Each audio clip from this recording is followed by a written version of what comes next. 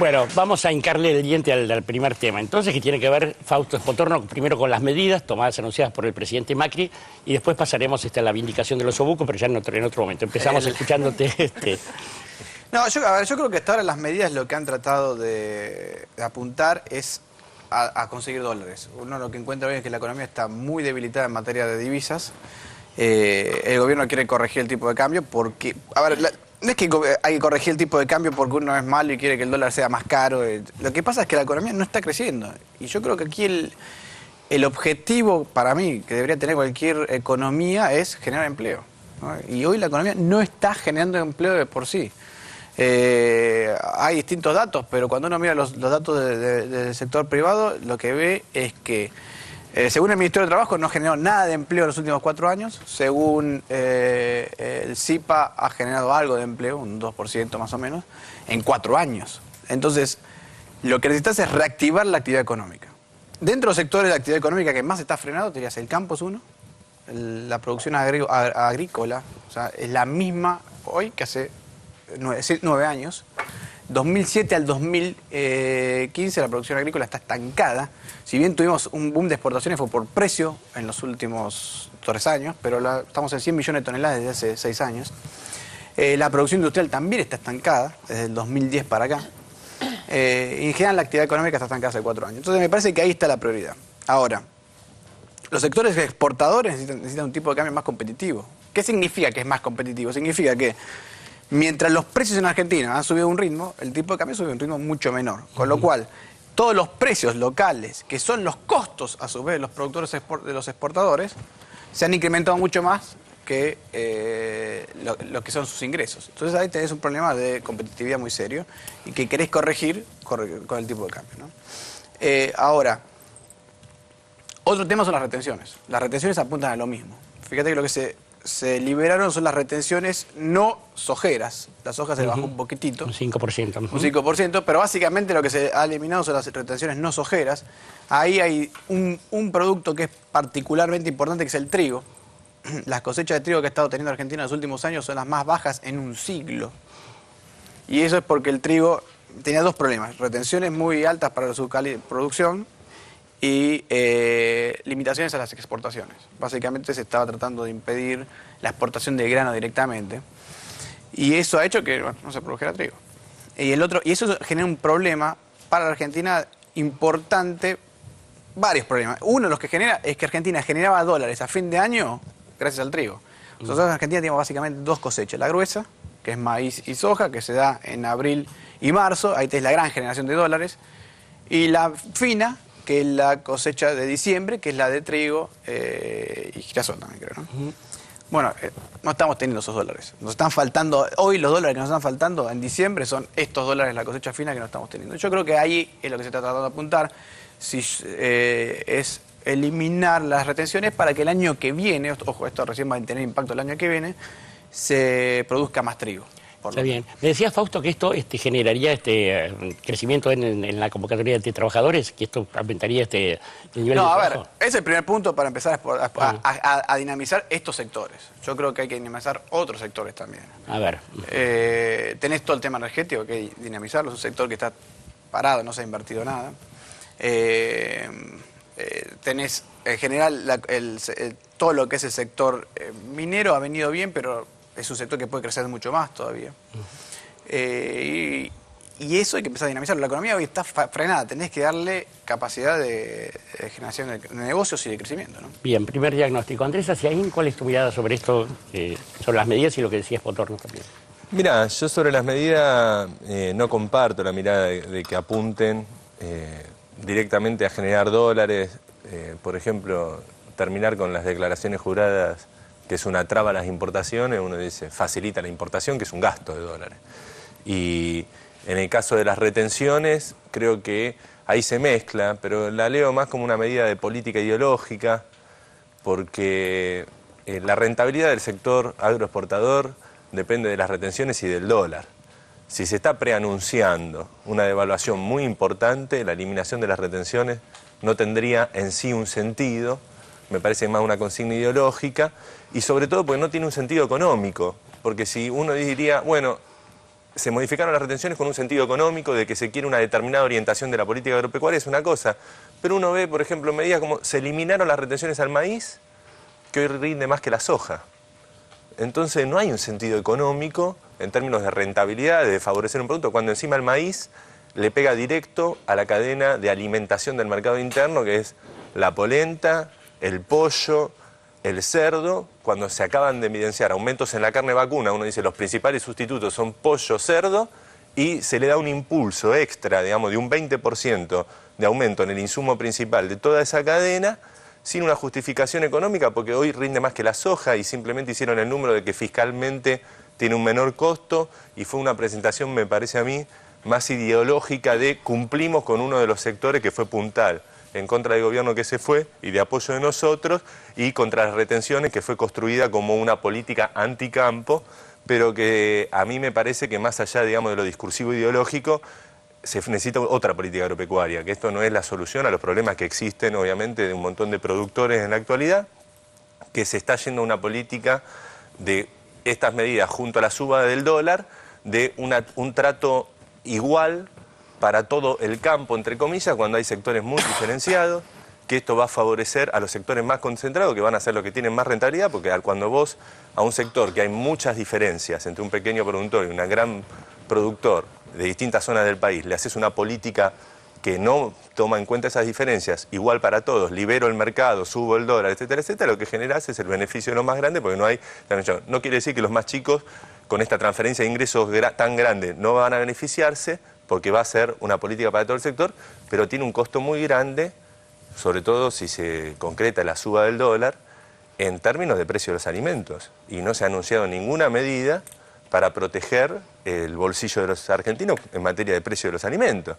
Más allá de que, anecdóticamente, yo comparto, a mí no me gusta el lomo, estoy con la tapa de asado. No, la colita de acuarela es mucho Después, más rica. Está bien, no voy a entrar en los gustos.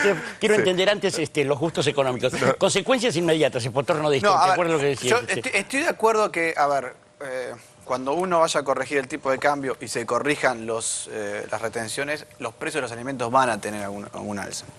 Ahora, ojo acá, que cuando uno consume alimentos en tu casa, vos vas al supermercado de la esquina y comprás pollo, pasa que el precio del pollo ahí es muy, muy diferente a lo que le están pagando al productor en el campo. Cuando vos comprás leche, un litro de leche en la esquina de tu casa, es muy, muy diferente a lo que le están pagando al productor. ¿Eso qué es lo que pasa? Lo que pasa es que cuando vos comprás leche en la esquina de tu casa, o pollo en la esquina de tu casa, lo que estás comprando es el hecho de que esté en la esquina de tu casa, más que la leche. Probablemente cuando compres un litro de leche en la esquina de tu casa, estás comprando más nafta que leche. Ajá. ¿Por qué? Porque la nafta hay que procesarla, la leche hay que sacar a la vaca, eso consume energía, hay que transportarla, va a la fábrica, hay que procesarlo, eso se vuelve a transportar, se vuelve a distribuir, estás pagando alquileres, todos los costos de la transporte, distribución y procesamiento son probablemente mucho más altos que el costo del insumo en sí. Entonces, ahí yo creo que una de las... estoy de acuerdo con Andrés, hay una de las... del tema es qué haces con los alimentos, cómo haces para que el impacto de todas estas cosas no te lleguen tanto a los alimentos que consumís, que son diferentes, ¿no? Yo creo que ahí está el tema de qué haces con el precio de la nafta y el costo del transporte. Vos hoy, hay una gran... Eso todavía no se anunció, estoy adivinando, estoy casi sospechando lo que se va a tratar de hacer. Hoy el precio del petróleo en Argentina está a $77 el barril, contra 35 que está en el mundo. Ojo, $77 el barril a 9,70 el dólar, ahora a 9,80. 9,80, sí. Si se corrige el tipo de cambio, ponerle 14, 15 para tomar el tipo de cambio paralelo, y mantenés en pesos ese barril vale 50 pesos. O sea, todavía sigue siendo por encima del mercado internacional. Entonces no deberías por qué tener aumentos en la nafta y en los combustibles. Y entonces tampoco habría aumentos no, pero por lo menos, vamos a poner un ejemplo. Ponele que, te doy un ejemplo extremo. ¿Cuánto es el impacto del trigo sobre el pan? Estás hablando de algo que tiene un impacto en menos del 5%, en el costo total. La harina sobre la panadería, sobre el costo de la panadería es un 10%. Voy a calcular cuánto es el costo del trigo sobre la harina. Bueno, si vos podés reducir todos los impactos intermedios, podés reducir el impacto que tiene sobre los precios. Pero estoy de acuerdo que algún impacto vas a tener. O sea, negar eso es ridículo, que va a pasar. O sea, para vos está bien esta medida que se está encarando, digamos, este es un rumbo posible. No, yo creo que sí. A ver, vos lo que tenés que hacer es reactivar estos sectores y reactivar el ingreso de divisas y hoy necesitas divisas. Este es un gran problema. Las exportaciones te cayeron 20.000 millones de dólares en 2 años. Entonces, si vos querés mantener tu nivel de vida como país, como estándar, tenés que mantener las importaciones también. Ahora, si no tenés la plata para pagar esas importaciones, tenés que reducir esas importaciones, también reducir tu nivel de vida. No es como una persona. ¿Cuál es tu nivel de vida? Lo que vos está determinado por lo que vos comprás, tu capacidad de comprar cosas. Si el país fue una persona, las importaciones son esa capacidad de comprar cosas. ¿Cuál es tu capacidad de comprar cosas? Bueno, se redujo 20.000 millones de dólares en los últimos 2 años. Entonces, ¿cómo haces para volver a tener esa capacidad de comprar cosas? Bueno, tenés que generar más exportación y más ingresos. Bueno, a mí me gusta el lomo. Digo, ahora ya los dijo en las fauces de mis compañeros. Andrés, para vos las consecuencias de esto que hablaba Fausto. No, yo no creo, porque reitero, digamos, cuando hablamos de hay complicaciones en el frente internacional, la caída de las exportaciones mucho tiene que ver con baja de los precios y caída de Brasil. Y no es que por eliminar las retenciones eso se va a solucionar, y no es porque liberando importaciones eso se va a solucionar, todo lo contrario, aumenta el gasto en dólares, y aparte si hay una política que los argentinos, dado un contexto más complejo, tenemos que vivir con menos y tenemos que ver cómo nos arreglamos, todos los anuncios hasta ahora han sido a los que más ganan reducirle los impuestos. Entonces están diciendo, bueno, la Argentina se le hace un complejo proceso internacional, entonces le damos más plata a los que más tienen y obviamente lo que implícitamente queda en un contexto de vaca flaca, le sacamos a los que menos tienen, que le va a subir el precio de la comida. Entonces yo creo que eso es una decisión de política económica, por eso yo no hablo de sinceramientos y de correcciones. Me parece que hay que hacerse cargo. Acá nadie votó al mercado.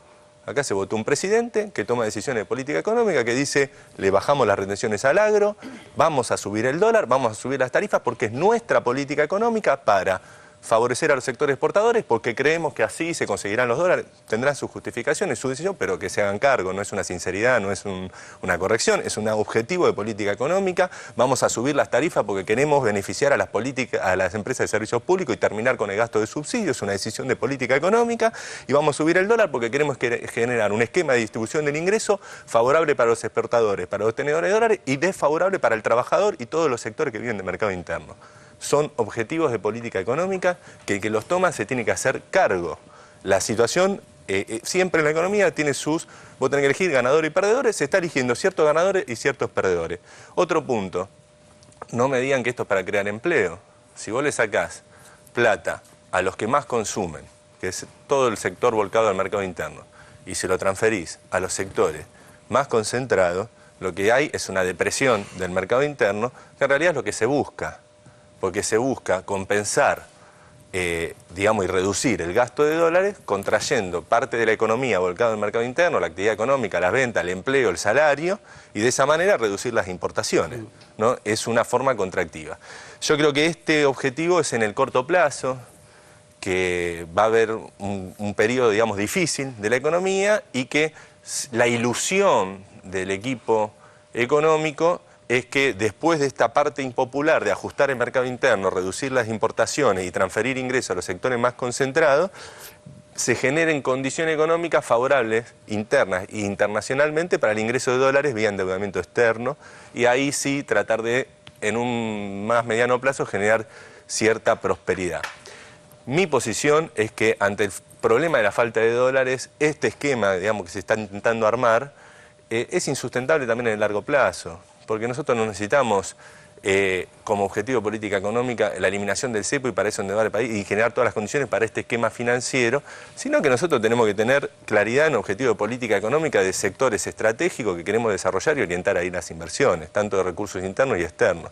Y yo no he escuchado políticas claras de diciendo, bueno, cuál es la política energética en términos de desarrollo de inversiones, de sectores. Bueno, se anunció sí una inversión en shale, digamos, reciente. Sí, ¿cuál va a ser la política industrial? Yo creo que ahí hay una confianza desmedida en que siendo hacia bloques de libre comercio, esto va a permitir el desarrollo competitivo de las empresas, la atracción de inversiones, cuando desde mi punto de vista la Argentina con su estructura industrial, yendo hacia bloques de libre comercio, lo más probable es que pierda gran parte de todos los sectores de pequeña y mediana empresa que no pueden competir en esos esquemas y que las chances de desarrollo no están en los sectores más intensivos de mano de obra.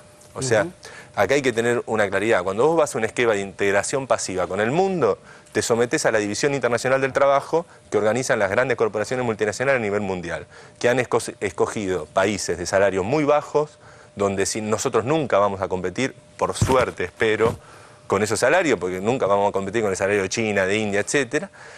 En ese esquema, la Argentina, bueno, los sectores son el agropecuario, el minero, algún sector de servicio, algún empleo calificado con algo de mano de obra técnica, pero en ese esquema la generación de empleo es muy baja. Entonces, yo creo que esa inserción internacional de la Argentina, si bien pueden cerrar algunas cuentas, pueden cerrar, digamos, las cuentas económicas, es una inserción que deja fuera un porcentaje importante de la población, sobre todo los sectores menos calificados, y que a su vez implica un nivel de conflictividad social y incluso de inviabilidad de ciertas zonas del país, que digamos ya lo vivimos. Entonces, creo que la orientación, digamos, general, más allá de las discusiones cuanto al dólar shock, de gradualismo, no sé qué, se va, digamos, por lo que declaró Mauricio Macri, ¿no? La idea de integración con la Alianza del Pacífico, o sea, la idea de ir al libre comercio, ya las distintas medidas de desregulación, de integración al mundo, de buscar inversiones financieras, se va a un esquema que lo vivimos en la Argentina, que tiende a dejar afuera una porción importante de la población. Por eso yo no creo que el objetivo sea el empleo. Que yo, si bien les agradezco la educación que están manifestando ambos, cuando alguno de los dos diga algo que al otro le parece tremendo, como creo que es lo que le está pasando a Fausto Espotorno con lo que dice Asiain, que por favor intervenga. No, dejo hablar. Ahí lo que yo no me queda claro es esto. A ver, está claro, estoy de acuerdo con Andrés, en que la industria hoy, como sector económico, no es un sector generador de grandes salarios. La verdad que si vos vas al sector industrial, hoy el mundo no es un sector de grandes salarios en la industria. Si vos crees que este es un país muy industrializado, y vas a tener que ser China o India y pagar esos salarios. Los países desarrollados, ¿qué hacen? Bueno, se van de la industria, se van a cosas más tecnológicas, a ciencia, a negocios más vinculados a la ciencia y la tecnología o a los servicios. Y Argentina, en parte, tiene que apuntar eso. Ahora, eso no implica que Argentina no pueda tener una política industrial. Porque sí, existen grandes empresas industriales cuyas sedes están en Estados Unidos, en Europa, etc. Por ejemplo, y ahí es donde está el tema estratégico de la industria. Por eso me resultó un poco confuso lo que dijo. Me dijo, la industria, no somos competitivos en la industria, pero hay que desarrollar una industria. Bueno, ¿cuál es la estrategia para desarrollar una industria? Primer punto, y esto ya me voy a poner en un tema más de negocios y empresas. Primer punto, y en todo el mundo, para desarrollar una industria tienes que tener empresas multinacionales. Un país tiene que tener multinacionales. Porque así como sabemos que las pymes son las principales contratantes de personas, las empresas grandes son las principales contratantes de pymes. El 80% de las pymes tienen como cliente una empresa grande. Si vos querés salir a conquistar mercados y ser una economía con potencial industrial, así no tengas tus fábricas acá, pero que así domines alguna industria, tenés que tener empresas multinacionales. Argentina no tiene empresas multinacionales. Ajá. Eso es falta, tenemos 2 empresas multinacionales. Chile tiene 7 por lo menos, Brasil tiene como 60. Entonces, Argentina tiene un problema estratégico. La brecha salarial de estos países es fenomenal. ¿Perdón? La brecha salarial de estos países es fenomenal respecto de nosotros. Bueno, pero estoy hablando de comparación. Agarrar Estados Unidos si comparamos todo el paquete completo. Porque bueno, si Estados Unidos tiene miles. Hace trampa. ¿Qué querés? Y ahí te estoy hablando. No, estoy hablando de un problema de desarrollo estratégico. Y de futuro. Además, perdón, tener empresas multinacionales tiene algunas ventajas grandes. Cuando tú eres una empresa multinacional. Fausto, igual, pensándolo, yo comparto. Las pymes, hoy día hay cadenas globales de valor que las manejan las multinacionales. Sí, los grandes negocios. Ese punto no lo tenemos. Eso es así. Ahora, si vos vas a una política de integración, a una alianza de libre comercio. Yo estoy de acuerdo que tenés que tener una visión estratégica. Los autopartistas no mueren.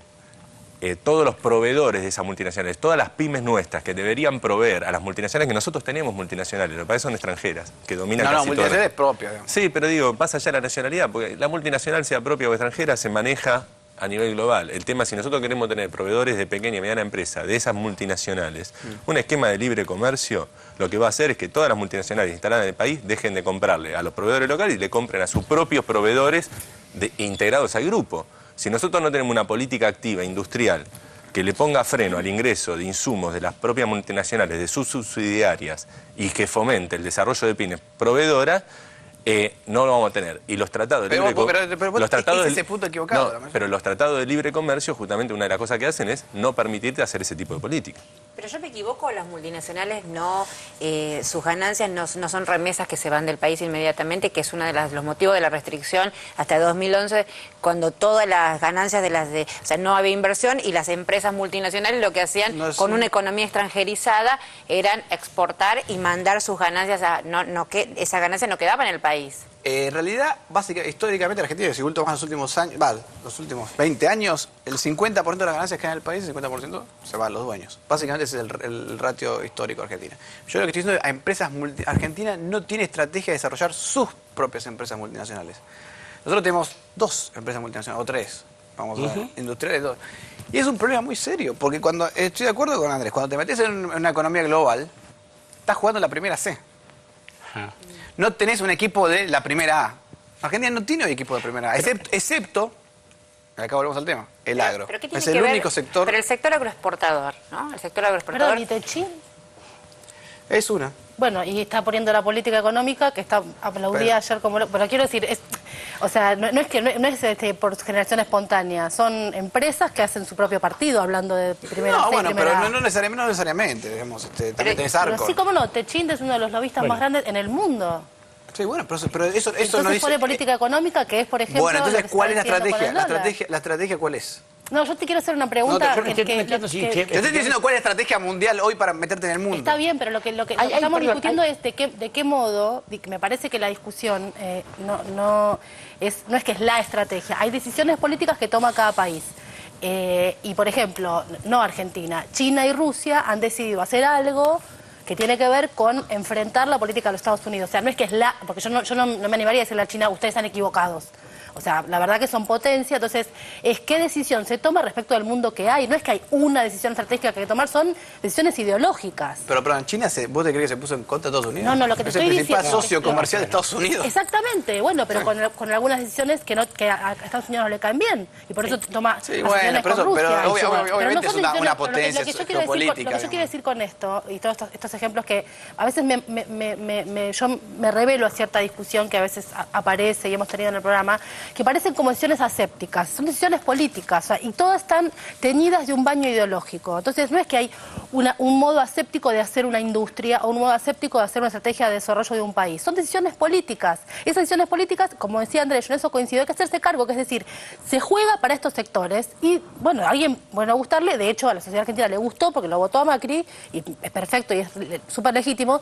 Lo que digo es, no escondamos detrás de esa decisión política algo como que fuera una especie de regla aséptica, tipo instrumento de cómo lavarse las manos. Pero no es así. Hay estrategias que son correctas y otras que son incorrectas. No es esto, es una decisión política. Según lo que se quiera, pero escúchame una cosa. Si vos sos India y tenés sueldos muy bajos, porque es un nivel de vida muy bajo, una estrategia, y tenés mucha gente, una estrategia correcta es aprovechar eso que tenés y tratar de exportarlo.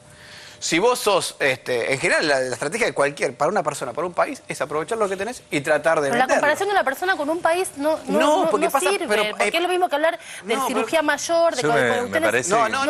me parece un país con una empresa. Una empresa, un país, una persona tiene potencialidades. Es que no es lo mismo un país, una empresa que una persona. Tiene potencialidades. Pero no es lo mismo, pero por favor. En todos los casos tiene potencialidades. No sé si es lo mismo. Yo no importo y exporto cosas. Compro en la esquina de mi casa el pollo y la leche. Exportar e importar es una definición de país que es equivalente a lo que vas a comprar y vender cuando vos vendés tu trabajo. Que no es equivalente, porque yo no tengo déficit fiscal en mi casa. A ver, Andrés... Porque no tenés Estado, porque no soy el Estado, claro. No, yo sacando un poco de esta discusión, digo que es interesante, digamos, yo creo que en el debate sobre las políticas estratégicas uno no puede tener una visión única y una cabeza chiquita en pensar esto es y no hay otros matices, porque uno el dato real que tiene es un mundo manejado por grandes corporaciones multinacionales. Es un dato objetivo, digamos. Vos podés ser de izquierda a derecha, este es el mundo, lo mirás. Vos después lo que tenés que ver es cuál es tu estrategia de inserción en ese mundo. Y para eso no hay una única, digamos. Hay visiones, hay ideología, hay pensamiento, hay debate. y estamos en distintas visiones. Yo soy partidario que en algunos sectores tendremos que desarrollarnos con multinacionales, con alianzas estratégicas, en otras con empresas públicas, y en otras tendremos que cerrar el mercado y proteger cooperativas de trabajo ineficientes en términos de competencia del mercado, pero eficiente en términos de que la gente tenga laburo y tenga arraigo regional. Digamos. Ahora, No hay... Andrés, en esa línea que vos estás planteando, ¿cuál sería la estrategia de la transferencia de las retenciones a 1.500 empresas concentradoras exportadoras? ¿Cuál sería la estrategia ahí? La estrategia para mí es una aclaración. Las retenciones no las cobran las exportadoras. Las exportadoras cobran una comisión por es una diferencia. No, la de la cosecha estoqueada mayormente tienen la transferencia de recursos va a ir a esas 1.500 pero los más agroexportadores. Sí, ¿cuántos son los más grandes? ¿Cuántos son? Porque acá después hay un punto de Mira, los pequeños y medianos productores no se van a beneficiar, salvo algún sector que se pueda beneficiar. Lo dice Federación Agraria. Escúchame, pero el beneficio directo, digamos, el beneficio directo de la cosecha estoqueada. Los pequeños productores te estaban todos en problemas financieros, todos en problemas financieros. Sí. Este año, 2014 fue una... 2014 y 2015 tuvieron serios problemas económicos. Entonces no me decís que no se van a beneficiar. Pero querría saber cuál es la baja de las retenciones y la suba del dólar antes de la liquidación de la cosecha estoqueada, no en el momento de la siembra, se está anunciando en un momento anterior con una gran cantidad de cosecha estoqueada que la tienen mayormente el 20% más grande de los productores y las comercializadoras. ¿El pequeño productor tiene cosecha estoqueada? Después, ¿Seguro? hacia adelante, ¿se puede? Nueva campaña, el pequeño productor va a mordisquear, digamos, un pedacito de la transferencia al sector, pero en concreto con la liquidación de los estoqueados, en general el pequeño productor no tiene espalda financiera para aguantar el estoqueo de la cosecha durante mucho tiempo. Para ir redondeando esto, Fausto, digo, en términos de tiempo, yo además de no comer lomo en los próximos días y qué sé yo, ¿cuánto tiempo va a pasar para que estas políticas generen algo, a tu entender, positivo? Yo creo que van a empezar a generar algo en el segundo semestre de este año, el 2016. Y primer semestre de 2017. ¿Pero qué van a generar? Crecimiento. ¿Empleo? Yo creo que, por ejemplo, en el caso lo que te va a pasar con el empleo es esto. Primero no vas a tener una caída inicial cuando se te empiece a caer la actividad económica, porque seguramente vas a tener un ajuste de la actividad económica inicial. No vas a tener esa caída. ¿Qué significa ajuste de la actividad económica? Menos volumen de producción. ¿Y eso en términos de empleo qué significa? Yo creo que por eso digo, no vas a tener una caída del empleo, porque cualquier caída del volumen de producción va a ser simplemente un reajuste de las variables. Yo creo que sí. Y después, al principio, por eso te va a costar también, como no vas a tener la caída de actividad, es lo mismo que te pasó en el 2009, no vas a tener caída del nivel de actividad económica, tampoco vas a tener una recuperación inicial del empleo, porque no tuviste la caída, y después ya en 2017 vas a empezar a ver algo de empleo. Creo que están planteadas las dos posturas. Yo creo que no hay derecho a que no podamos hablar de derecho, que es lo que tenemos que hacer en lo inmediato, ¿no? Andrés, quería decir algo más. No, sí, para terminar, yo creo que, digamos, hay pasos intermedios más que complicados. Se está planteando una política de shock en términos de dólar y tarifa, que eso en la Argentina implica un salto inflacionario muy grande, y el éxito, entre comillas, del plan para que después ingresen capitales financieros y se logre un crecimiento, podemos decir, segundo semestre de 2016 y primero de 2017, es meterle el pie en la cabeza a la paritaria y lograr controlar parcialmente las remarcaciones. Porque si suben el dólar y las tarifas y lo que se genera en los meses es un salto de la inflación igual y de los salarios, lo único que se logró es una espiralización de la inflación con inestabilidad económica que no atrae ni siquiera capitales financieros y puede ser una situación compleja. Creo que ahí va a jugar muy fuerte cuánto respaldo internacional tengan y una conflictividad social muy grande que se va a dar, sobre todo en la paritaria, y que ahí se va a definir un poco el rumbo hacia adelante de cómo progresa este programa económico. Sí, dale. No creo que haya un problema de salario en Argentina. Lo vamos a charlar dentro de algunas semanas, están invitados nuevamente. Fausto Potorno, Andrés Aciaín, muchas gracias a los dos.